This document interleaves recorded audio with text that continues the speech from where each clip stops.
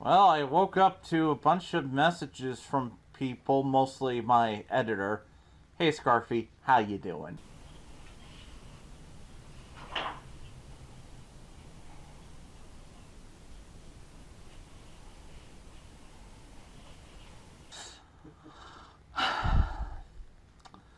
Well, people want to know what's the deal with the Timekeepers and the Time Variance Authority in Loki.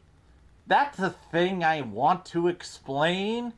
Okay, a lot of people are acting as this is the end of the MCU. For It's reference, folks, all we're not dealing with, worthless. a villainous character who has a nonsense motivation. We're not dealing with one of our main heroes getting assassinated. We're not dealing with the world being in a position that's just impossible, considering everything we knew, like just stupid things happening or whatever. They have altered our understanding so significantly now that, like, it just renders all of the fucking drama of every single movie kind of void. Does that make any fucking sense? No! And the biggest crime of the show in the first episode was it made not just Infinity Stones irrelevant, laughable, but it made life absolutely irrelevant. So Marvel's effectively done in terms of creativity. They can do anything they want and just use this excuse. Uh, Look, guys, I know some people were reacting to, oh, look at all these Infinity Stones in the drawer in Loki.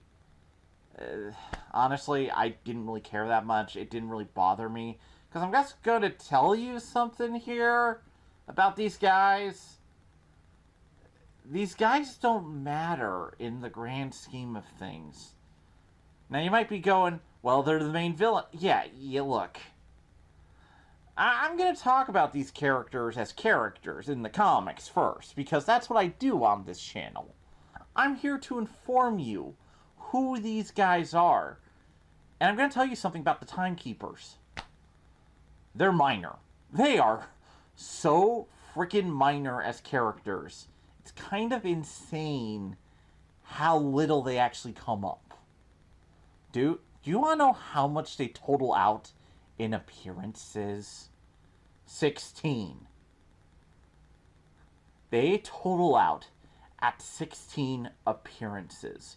Most Marvel villains usually average around, say, 50. And I'm going to tell you something about the Timekeepers.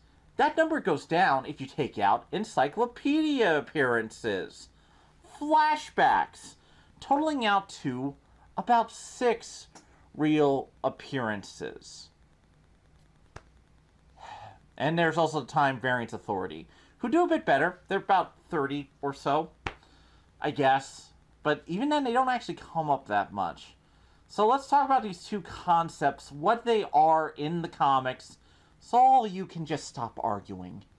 Now, you might be asking yourself, is there a big story with them? Oh, Loki. No, like, Loki and the Timekeepers have very little to do with each other as characters. But they do have a story. It's this one. Let me emphasize this. The Timekeepers only were ever big in one story, and that's Avengers Forever by Kurt Busiek and Carlos Pachenko. It is one of my favorite comics of all time. It's in my top 20. It's what made me an Avengers fan. It's also basically kind of a greatest hits recap and fix for the Avengers title. It's a lot of things. It's honestly probably one of the best comics that did Crisis on Infinite Earths again. It's a great title. It's fun. But let's actually get into the meta of who these characters are and what created. Let's start with the Time Variance Authority, because they were technically created first, or at least have the most to do as characters. What are the Time Variance Authority? They monitor time and control it. They are the god. Okay. In the comics, they aren't that big a deal for one simple reason.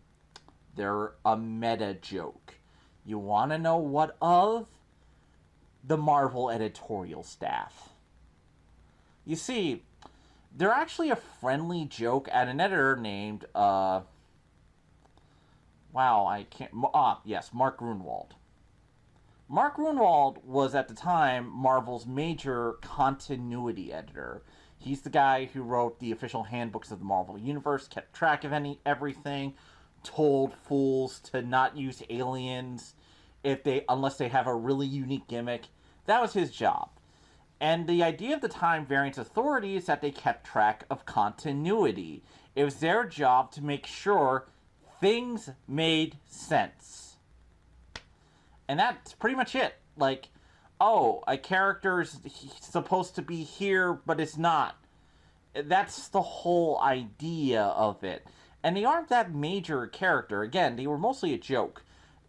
You can tell they were mostly a joke because the original team were made up of clones of the same dude who looked like Mark Grunwald.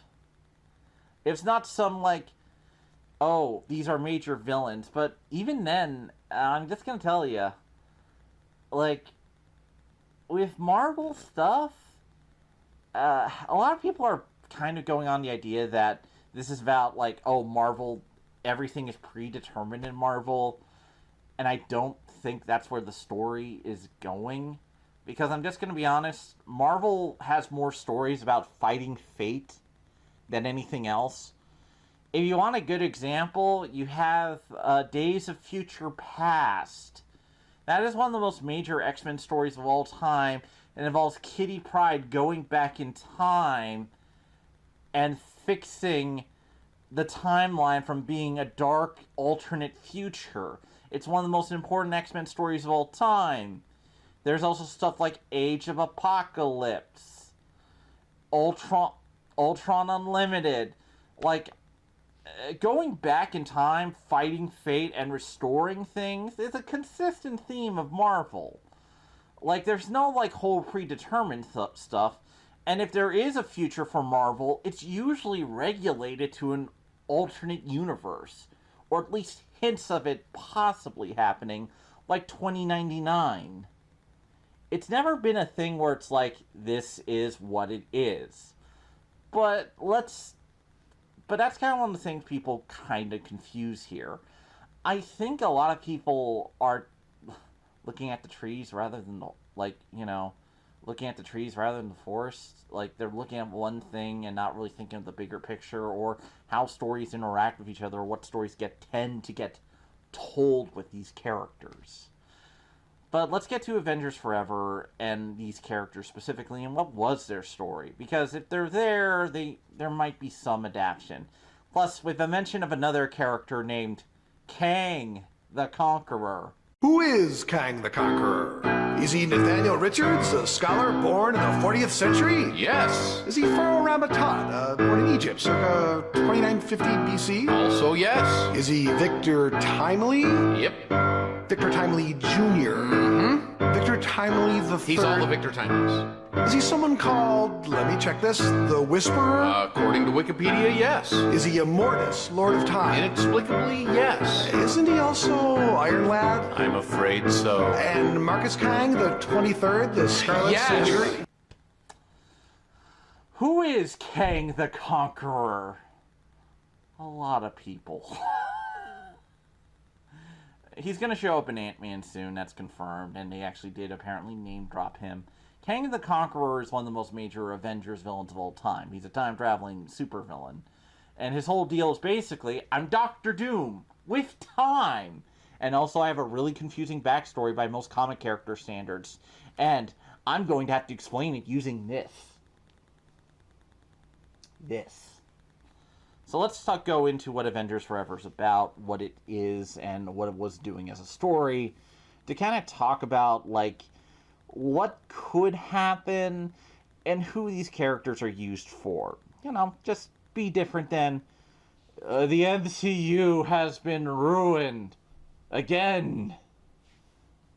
Okay. So, the Timekeepers. Let us explore them. Avengers Forever is a story that took place over 12 issues and concerns the Destiny War. What is the Destiny War? I'm gonna tell you.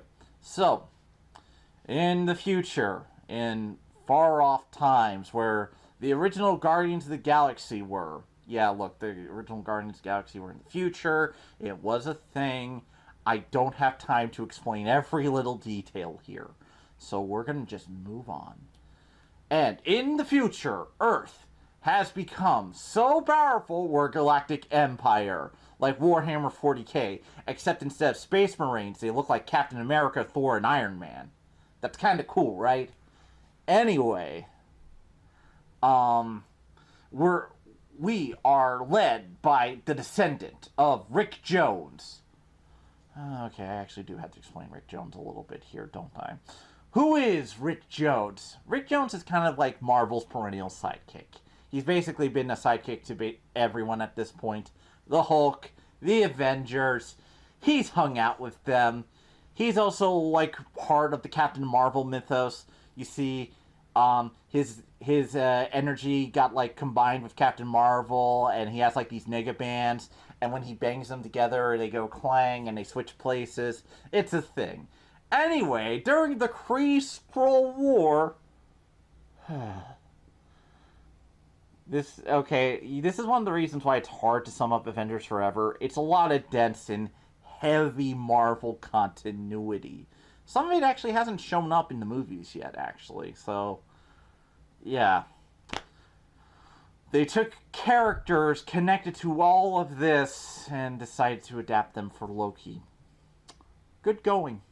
Good going. Anyway, so during Kree-Skrull War, his genes and potential got unlocked, forcing him to unlock the Destiny Force.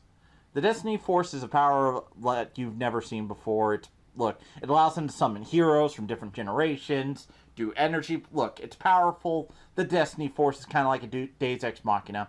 Cool. So, let's get into what the story starts with. The story starts off very simply. Rick Jones was just recently lost the use of his legs. He's slowly dying. So they take him to the moon to meet with the Supreme Intelligence. The Supreme Intelligence is like the leader of the Kree, who's like, yo, I have like the memories. And my people suck. They're like a genetic dead end. So I'm trying to make sure they're not a genetic dead end. And I have to research humans to figure out how.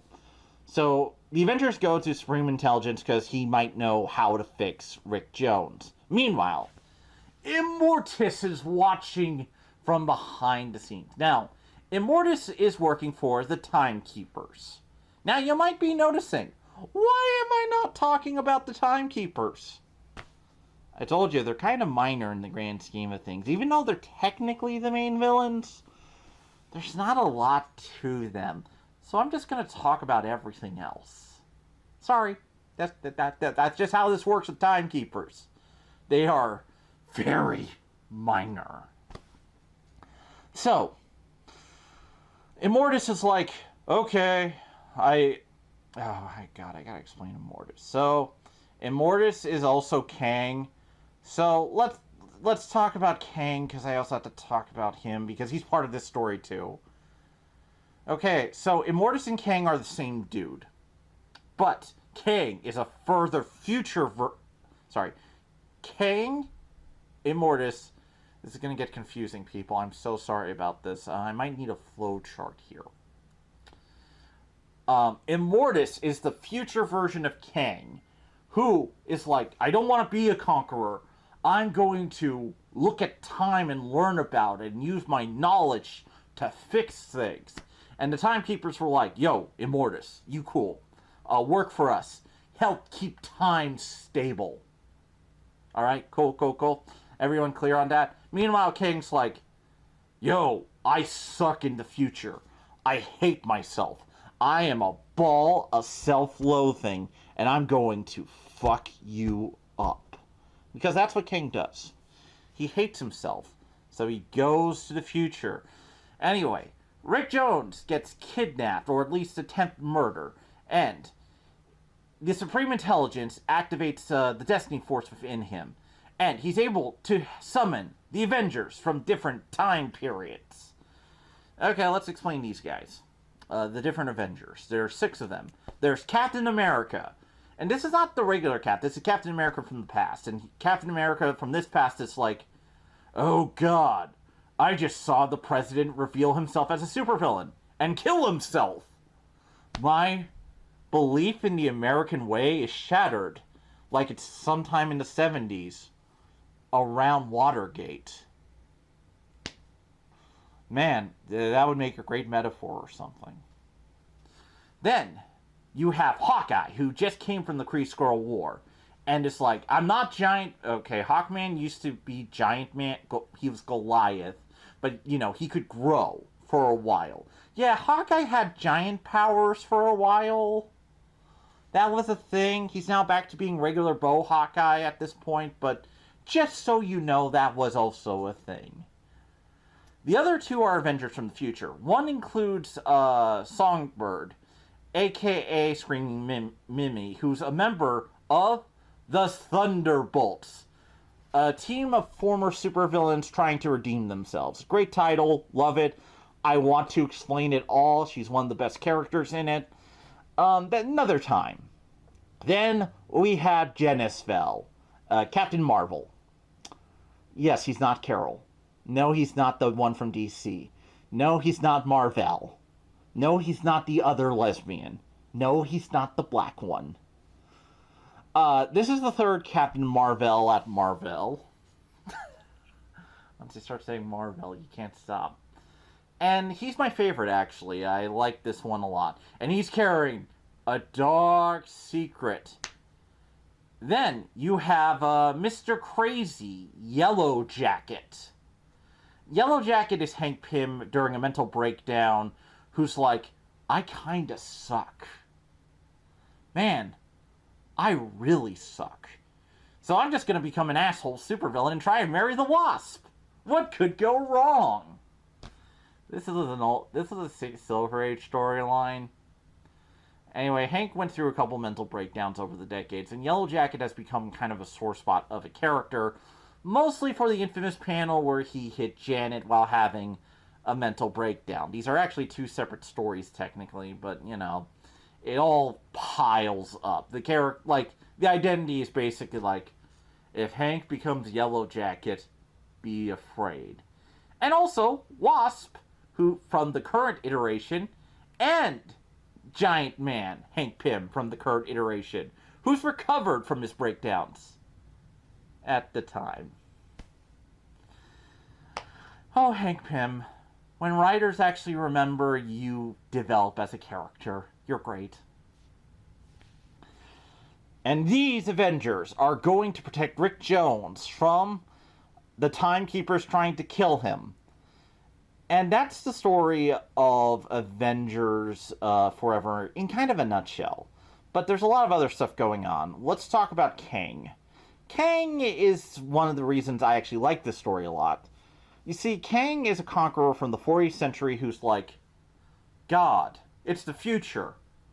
And nothing is cool anymore.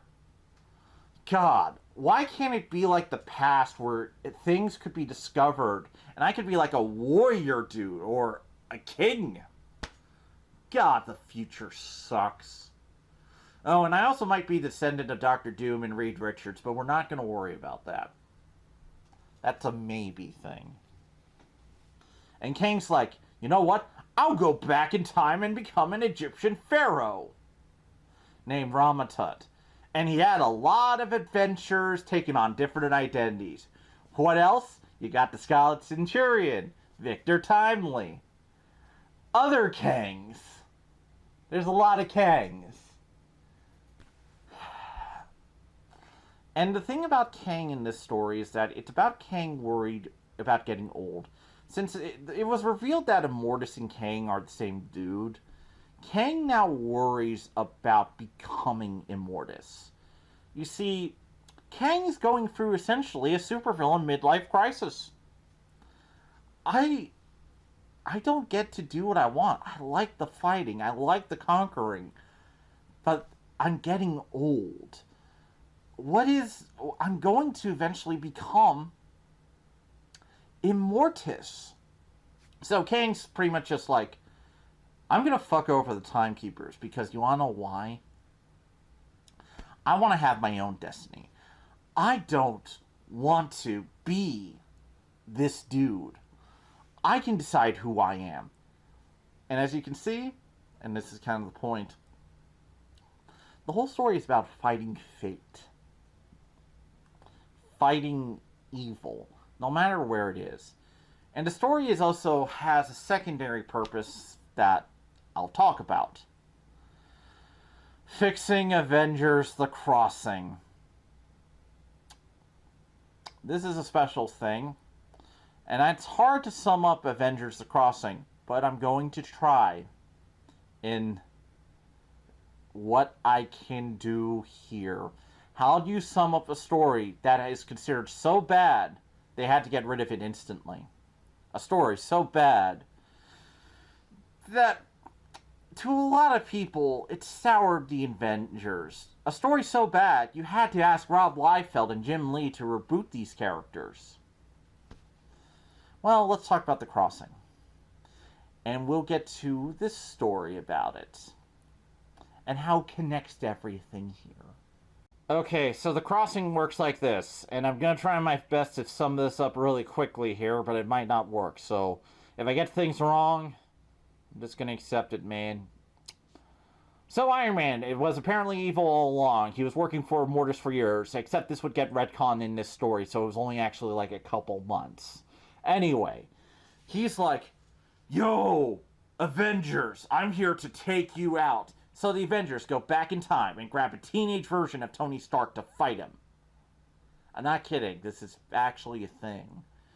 And they're like, oh, we also have Wanda's kids, who were demons, but not demons. It's all very confusing. This is also meant to try and fix the West Coast Avengers story, too, where it was revealed that that Vision was not actually built from the Human Torch. And, oh, Jesus, what am I even explaining at this point? What am I? Anyway, The Crossing was a really bad story. And they had to kind of fix things because Tony Stark was dead. Hawkeye was not in the best shape. Wasp was a giant mutant thing. It was a bad story. So they used Heroes Reborn, which was the Rob Liefeld crossover, to kind of smooth things over and bring them back. And Avengers Forever is meant to kind of put a close to a lot of bad stories. And I mean that. They basically tried to explain a lot of inconsistencies throughout the decades with these characters. Like, Vision was built from different things. Like, apparently he was built from the Human Torch, but apparently that was not a thing. Because, you see, back in the 80s, sometimes, you know, you have one comic writer, John Byrne, who's like, yo, I need to fix this entire story, because I don't like Vision and Scarlet Witch together. A robot and a woman, that's just sinful. So he broke them up. And that was a really not great story. Like, a lot of people like it, I guess, but I don't. It ruined Vision's character and Scarlet Witch's character for decades, honestly. Vision especially, because he just never recovered. And he used to kind of be the main character of Avengers. Yeah, Vision was the main character of Avengers. Oh, shock, horror. Yeah, like, if you actually look back at 70s comics and who they tend to spotlight in the little, like, box or bubble where they show off a character on Avengers, it tended to be Vision. So, yeah, no, Vision was a major character in this story. Kind of ruined him. It revealed that he was not the Human Torch. It removed his emotions. It fucked him up. And this story, Avengers Forever, is meant to go back and explain that the Timekeepers were kind of doing it. And what was the Timekeepers' goal? So that way we wouldn't become a galactic empire. That way we had to stay on Earth. The Avengers had to stay on Earth. But it didn't work. Because guess what? We kept fucking it up. You see, anytime they tried to keep us down, they would have to change their plans. So as you can kind of see in this story alone, the Timekeepers didn't know what the future was. they had an idea of a possible future, but not how it came about. And it gets kind of crazy later. So during this whole story, the Avengers get a hold of like a time crystal. Mortis actually finds it, and I'm not really going to explain this time crystal. It's kind of MacGuffin of the story. Just know it's there. This time crystal allows them to kind of rewrite reality, and Mortis, here's the thing, Immortus likes the Avengers, actually. He has been trying to keep the Timekeepers off their back, because after decades of fighting him, he's like, they're my bros. I love them, man. I don't know what I'd do without them. There's the... Yeah, that's Immortus. He's like, I have to find a way out of here. I have to make sure that the Avengers get past this. But how? So, the story culminates in this. They go through time, visiting things and figuring out what the Timekeepers are all about. Visiting different Avengers, different periods. Finding Space Phantoms. So Space Phantoms are these like little dudes who go around and are like can shapeshift and shit. They're kind of like time scrolls. Yeah, they're time scrolls. Anyway, they figure out that Immortus planted Space Phantoms across time to confuse and manipulate the Avengers. And that's kind of what they've been doing to try and get them to the point of don't leave Earth and form a galactic empire. So, the Avengers end up on trial by the Timekeepers. And during this trial, Immortus is like, yo, I'm here to defend you guys. And Captain America goes into his most powerful form. The most powerful of all Captain America forms. A form so powerful, it is said that it would fill Goku's stomach with patriotism. Speech mode. Because when Captain America gives a speech, it will destroy nations. Or villains. Or be posted on Twitter a lot. And he asks the Timekeepers. Now, the Timekeepers, their deal is simply this. They were created to watch over time. And are like trying to keep it together. That's their job. But Captain America asks a simple question. How many timelines do we fuck up? And they answer, 42%. And Captain America's like, that's less than half. What the hell? You don't decide. You see, these Avengers were chosen for a specific reason. Captain America, in particular, was chosen for the simple reason of he's usually the leader, but they didn't want him to override things. You see, these Avengers were chosen with a purpose. Hank Pym needed to be Yellow Jacket here because he needed to portray the team because that's a classic Avengers archetype. Regular Hank Pym needs to contrast that Hank Pym.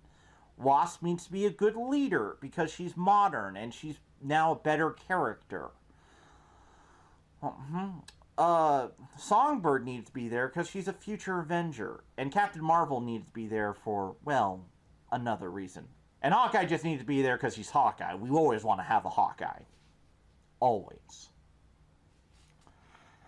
So, they asked the Timekeepers. And Captain America's like, yo, you can't do that. This is wrong.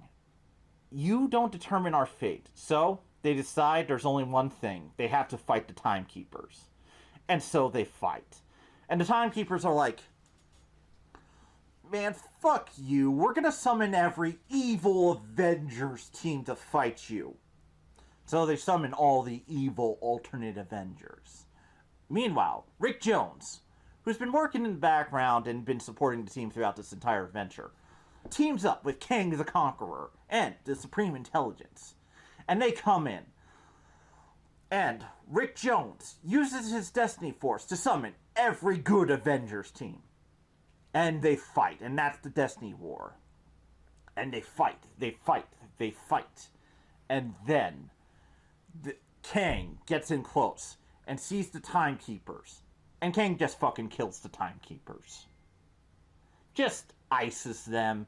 They're gone. They're dead. They've never had another appearance after this. This story is the only time they're ever relevant. And that's the end of the Timekeepers, but not the end of the story. You see, Captain America has now control of the time crystal, and he has the ability to rewrite time and make it however the fuck he wants. But after seeing this power and everything else, he decides he's not going to use it and accept his fate. Accept the past, not try to change it, and go on into the future, even knowing that there's going to be more pain for him. Man, if only some movie had that as an ending, that would have been great. Oh well. And the story ends because Immortus apparently dies at one point, but Kang and Immortus get separated as beings. Now, they're on two different timelines. They know that where Vision comes from, and the Avengers can go off into the future. The original Avengers go back to the past and live their lives.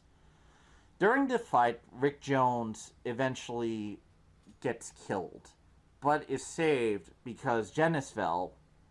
You see, Genisville had a dark secret during this entire story of he actually knew the events were going to play out, and he tried to fight them, but he couldn't. So when he couldn't, he decided to do the right thing and save Rick Jones's life by fusing with him. And now, they're stuck together as Rick Jones and Captain Marvel again. And that would lead off into the Genisville era of Captain Marvel. Really good run of comics, actually. Genis is a very complicated character who basically becomes mad with power because he knows everything. A very interesting character, a very dark character, but not entirely an unheroic one. Genis is great. And that's one of the reasons I like this story about, because it led to a lot of good stuff, honestly. And that's the end of the Timekeepers. And that's, well, the fate of the characters. Now, what does this have to do with the MCU? Well, here's kind of my point about this. You don't really know what the MCU's always going to do, and there's reasons for that. A lot of different production people are working on it with a lot of different ideas. Hell, I'm gonna point this out, guys. You're mad about the, gems in the drawer? The stones in the drawer? Well, there's other things to be mad about. Oh, remember how in Thor Ragnarok, Hela just smashed the Infinity Gauntlet that was there since the first Thor movie? Oh, that was a thing? Yeah, you forgot that was a thing. Remember how we have Sam Jackson lose his eye to a cat? Even though Winter Soldier implied a much darker story behind that? Oh my god.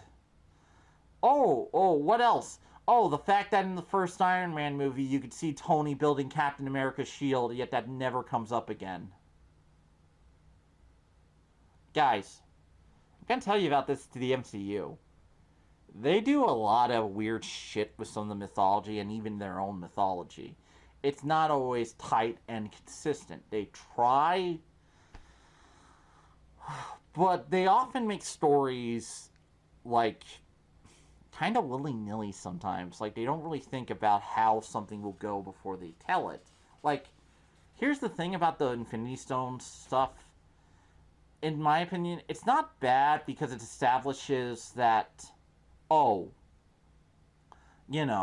destiny, it could have been fixed. No. It's bad for one simple reason. It wasn't used with a character it would matter to. Because let me tell you something. Those would have mattered to somebody who cared about the Black Widow. Let's say you put Hulk in that scenario, or any of the other Avengers who are still around. and they look at that stuff and realize, oh, my friend sacrificed their life for nothing. That would actually be a great dramatic arc. And that's how you tell stories. You sometimes set something up, but you gotta make sure it matters to the characters. Because to me, that's kind of sometimes the problem with the MCU. They don't know what should matter to characters versus what are good moments. Because, like, the Nick Fury stuff should probably stay a serious scene. You might like the whole implied he got his eye lost by a cat, and that's funny to you. But to a lot of people, it just makes Nick Fury look like a wimp. And he's supposed to be like one of these badass characters. Like, come on, like, we can probably do better. That's what I kind of mean when these stories happen.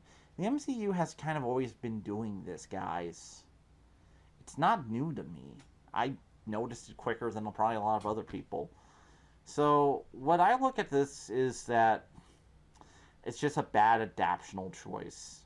At the end of the day, maybe it'll mean that the MCU is on a downward spiral and we're just going to get bad product after bad product to some people. Whatever. But at the end, I'm going to try and judge the story for when it's finished, because this is a mini-series. It's a season. It's going to be longer to tell the story.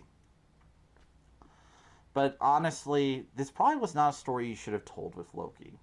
The Timekeepers have nothing to do with him, and I checked, like, they never really interacted in the story.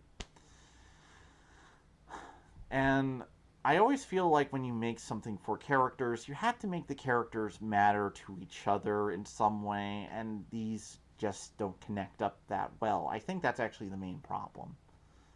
These don't really connect in a way that's actually dramatic or interesting for the characters themselves. Because the Avengers Fighting Fate is a story that is classic. And there are stories about Loki fighting his fate, but it usually uses the Asgardian pantheon. And that's kind of what this is to me. It's a story that they tried to tell that didn't land. And I'm just going to tell you, this is why I'm talking about this story over that. This is why I talk about the comics most of the time. Because to me, it's like this. There's a lot of good bits in the comics because Captain America's emotions in this over his future past and his decisions are more meaningful than what they've done in the movies. Captain America considering, oh, what's the future? Why am I fighting? Is more interesting than what they've done, really, most of the time with the character. The character has basically been boiled down to, in the movies, Bucky and Peggy. Like, I like those characters, but, you know, Captain America is much more than that. Captain America is a heroic character who's about patriotism and how far that goes. And that's why I like the comics. They do these stories. They make these personal stakes matter to each other sometimes. Not all the time. There's plenty of bad stuff. But when you can't get the same emotion out of it... Because here's the thing. Avengers Forever is a nerdy story. It is highly geeky. With references to past. Like, in the comic itself, it actually lists all the comics it's referencing in the back of each chapter. It's highly nerdy, but it also got more emotion out of me. Because it was still about the characters. You can do all this shit and make it about the characters. And if Loki doesn't do that with its concepts for you, now I haven't seen it myself, but from reading people's looking about it, I kind of get what everyone's talking about a little bit. Some people like it, some people hate it. It is what it is. But to me, I like when characters and villains play off each other. The story is really about Kang and Immortus and their relationship to the Avengers. From Council of Kangs to all that jazz. To Kang eventually blowing up Washington, D.C. these are all stories that matter to the characters. And when I often look at the MCU and what it does, it sometimes just makes it kind of feel more lighthearted than it should. Sometimes, not all the time. I think sometimes there are good dramatic bits. But yeah, well, that's the Timekeepers. They don't matter. Not really. They are interesting. They're powerful characters. But Grandmaster is better. The Gardener is better. The Living Tribunal is better. The In-Betweener, I would read an ongoing series about. Those are, like, important characters in Marvel. These guys, not so much. They're used here, and I guess it could be interesting. But right now, that's what this is. I think the story is ultimately going to be about fighting fate. And I think maybe they just didn't do a good job of conveying that. So, till next time, like and subscribe, leave a comment, have fun. This is Exalted Speed, and please, read this. Check it out. As a member of the Time Variance Authority, I have to remind you that altering the timeline in videos can be quite time-consuming. I mean, take the previous video for example. I have to fix it every little mistake that comes up. Like so.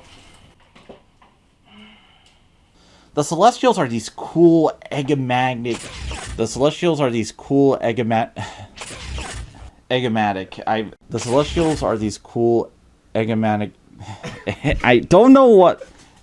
The Celestials are these cool enigmatic creatures. The Celestials are these cool enigmatic creatures who are space gods. They're the higher level beings of this universe, and they form a lot of the basis of deep Marvel lore.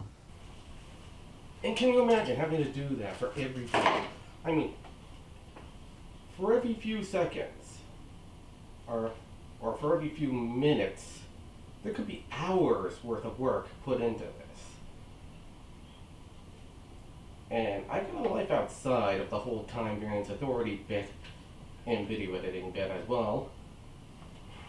But if you were to like and subscribe, I might be incentivized to work a little harder to get this stuff out to you sooner. That's all. And I'll be back in time.